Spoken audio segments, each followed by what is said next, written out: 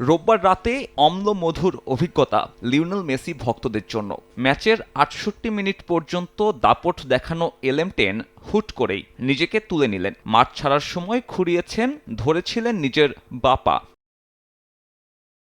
ফিলাডেলফিয়ার বিপক্ষে রেকর্ড করা ম্যাচ দেখল ফুটবল প্রেমীরা। প্রথমার্ধে হয়েছে টুর্নামেন্ট ইতিহাসেরই সর্বোচ্চ ৮ গোল। শেষ পর্যন্ত ৬-৪ ব্যবধানে জয় ঠিকই তুলে নিয়েছে মায়ামি, তবে তাতে স্বস্তি নেই আলবিসেলেস্তেদের।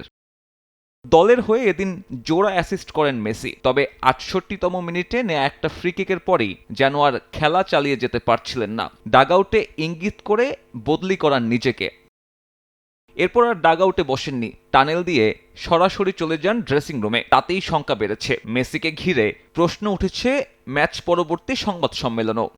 এই মুহূর্তে এ বিষয়ে আমাদের হাতে কোনো মেডিকেল রিপোর্ট নেই, তবে শিগগিরই সেটা পাওয়া যাবে। যতটুকু জানি ও খুব ক্লান্ত ছিল। এটা মূলত ক্লান্তিজনিত ব্যাপার। মাঠও বেশ ভারী ছিল, আর এমন পরিস্থিতিতে সন্দেহ থাকলে সাধারণত ঝুঁকি নেওয়া হয় না। করোনা বা যে কোনো ভাইরাসের এগেনস্টে ফাইট মানি ব্যাকট্রলের লেফট রাইট। টানা বৃষ্টিতে মাঠ ভারী হয়েছিল ঠিকই। বিশ্বকাপের আগে ঝুঁকি নিতে চাননি বলেই হয়তো উঠে যান এলএম10। তবে মাঠ ছাড়ার সময় কারো সাহায্যের প্রয়োজন হয়নি। আপাতত এটাতেই স্বস্তি রাখতে পারে আর্জেন্টাইন ভক্তরা। তবে এমএলএসে মেসির বদলি হবার ঘটনা খুব বিরল। এই মৌসুমে তো এটাই প্রথম ৩৮ পেরোনো এই ফুটবলারের জন্য। কারণটা ক্লান্তি নাকি অস্বস্তি, সে বিষয়ে ধারণা পাওয়া যাবে লিওনেল স্ক্যালোনি আর্জেন্টিনার বিশ্বকাপ স্কোয়াড ঘোষণা করলে।